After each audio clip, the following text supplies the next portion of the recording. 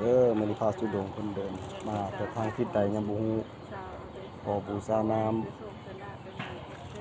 บูชานมให้เพิ่นเด้อ